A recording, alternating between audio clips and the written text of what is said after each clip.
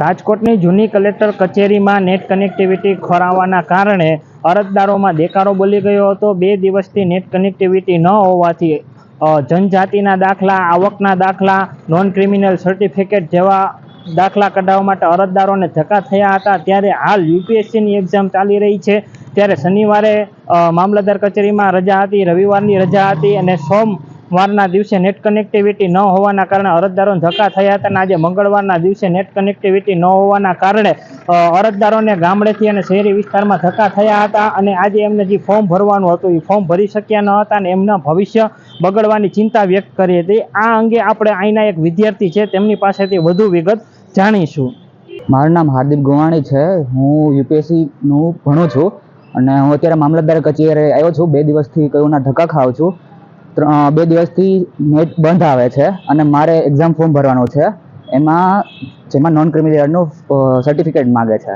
તો બધી પ્રોસેસ થઈ ગઈ છે, ખાલી ફોટો પડાવવાનો હોય છે, પણ નેટ બંધ હોવાના લીધે મારે 3-4 વખત ધક્કા ખાવા પડે છે અને હું 2 દિવસથી સતત ધક્કા ખાઉં છું। હવે આમાં મારે એક્ઝામની પ્રિપેરેશન કરવી કે પછી હું કંઈ આ સરકારીના ધક્કા ખાવા કાંઈ ખબર પડતી નથી। તો હું કમ્પ્લેન કરી, કેટલી વાર કીધું, 3-4 વખત આવ્યા છીએ, કોઈ કાંઈ સ્ટેપ લેતું નથી આગળ અને સર્વર બંધ લેવાના લીધે આખું મારું વર્ષ બગડશે એની સંભાવના છે। તો હવે શું કરવું એ મને ખ્યાલ નથી પડતો। મારો ફોર્મ ભરવાનો છેલ્લો દિવસ છે। હવે આમાં નવી વેબસાઇટ આવી છે, તો હું એમાં કમ્પલસરી છે યુપીએસસીમાં કે ઓબીસીનું નોન ક્રિમિનલ નાખવાનું છે। તો હવે જો એ આજે થયું નહીં તો મારે 1 વર્ષ ખમવું પડશે અને મારું 1 વર્ષ આખું બગડવાની શક્યતા છે। શારદાબેન, અમે રહી છીએ 150 ફૂટ રિંગ રોડ ઉપર પુનિતમાં।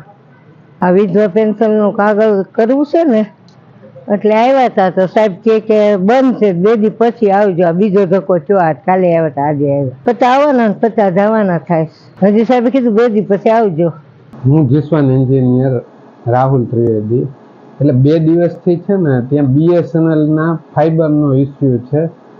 બીએસએનએલ ટીમ એના ઉપર કામ કરે છે, જેને કારણે ત્યાં ઓલ્ડ કલેક્ટર ઓફિસમાં એટીવીટી ને સેન્ટરો બંધ છે।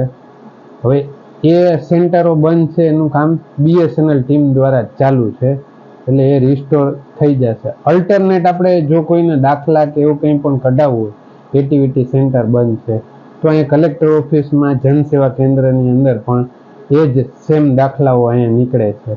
તો સ્પર્ધાત્મક પરીક્ષાઓને જે છેલ્લો દિવસ કેવું છે, એ લોકો અહીંયા કલેક્ટર ઓફિસ આવી અને પોતાના દાખલા કઢાવી શકે છે। જે રીતે વિદ્યાર્થીએ જણાવ્યું, આ વિદ્યાર્થીના પ્રશ્નને સિટી ન્યૂઝની ટીમે વાચા આપી હતી અને આ અંગે અમે કલેક્ટર કચેરીમાં જીસવાન વિભાગમાં બેસતા ઇજનેર સાથે વાત કરી હતી। તેણે એવું જણાવ્યું હતું કે રાજકોટની કોઈપણ મામલતદાર કચેરીની અંદર ખેડૂતો હોય, વિદ્યાર્થીઓ હોય, ત્યાં નેટ કનેક્ટિવિટી ખોરાવવાના કારણે એમના જરૂરી ડોક્યુમેન્ટ નીકળી ન શકતા હોય તો તે રાજકોટ કલેક્ટર કચેરીના જનસેવા કેન્દ્રમાં આવી શકે છે અને પોતાના ડોક્યુમેન્ટ તત્કાલ કઢાવી શકે છે અને આ માટે સામાન્ય પ્રોસિજર કરવાની હોય છે।